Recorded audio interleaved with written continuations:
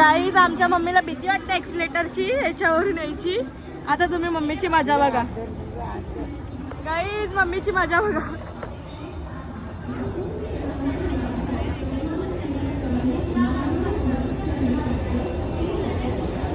चढली guys finally. Mummy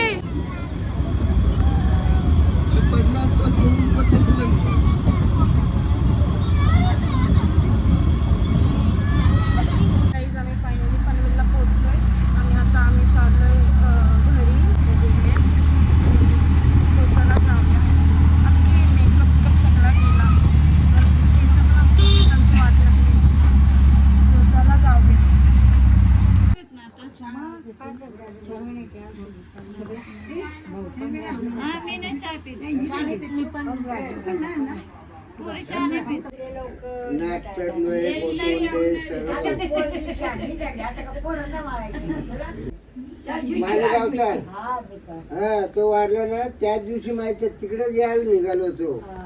रात्रीच्या गाडी ते रक्त तपासते दवाखान्यात आणि ही आमची लावण्या काय असलं सांगायचं तिला ती येणारच तुझ्याकडे. तिला तेच बोललो जा आधी बोल जात मी पुढे देवाचं कर आमच्या हारणाशाला इतकं एवढं नाही पोरला नाच सुनला दत्ताची आठवण बघतोय ती हाड वाटलेली त्यांच्या घरी. मग तू आता फॅशनची जॉईन करते 2 नंबरची जॉबला गेली होती का? बर तिकडे कामाला आहे ती. बर आणि ही सध्या गव्हर्नमेंट हॉस्पिटल एकनाथ.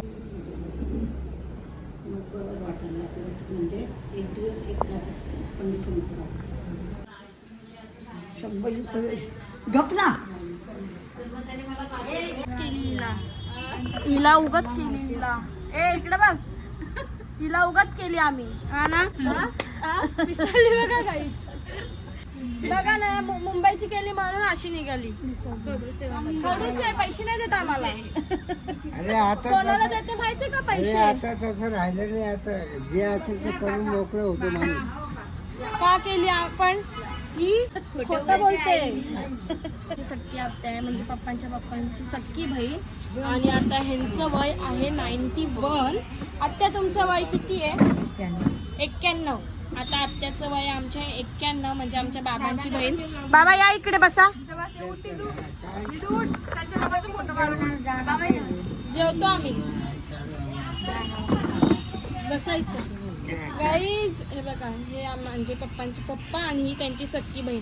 आता ह्यांचं वय आहे 91. बाबा तुमचं किती वय आहे. 80 आहे. 80 आहेत तुम्ही. तुम्ही आत्यापेक्षा 10 वर्षांनीच लहान आहेत. 5-5 49. आम्ही जेवायला बसलोय. काय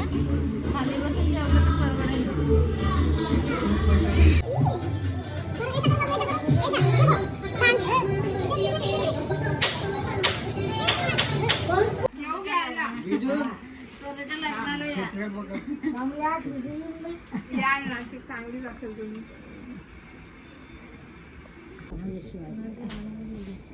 जाऊ दे आता गेले. आता ते आता झाले वय झालं. वय झालं ते नशीब राहतं. हे आता तिकडे त्याला बोललो रघुनाथला बोललो. गाईज आम्ही घरी जायला निघालोय आणि मम्मीचा शेंडा सुटला आहे म्हणजे केसात. तर मम्मीने कुठल्या रब्बरने बांधायला लावलं बघा.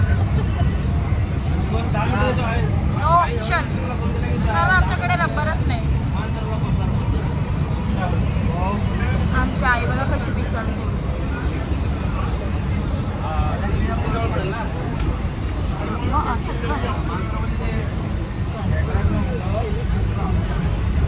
बघितलं काही बघा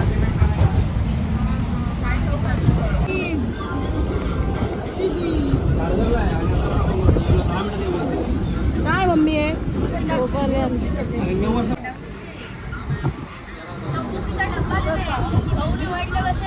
गाईज यांची भांडणं बघा. भांडणं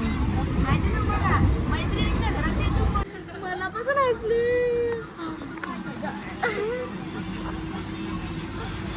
गाईज आमची मम्मी ना ताईचं लग्न काय शडाप ती बघ खरं मला पण हसत्यात याचं होती बघ. हिचा friend बघा. भांडी असणारी चालली.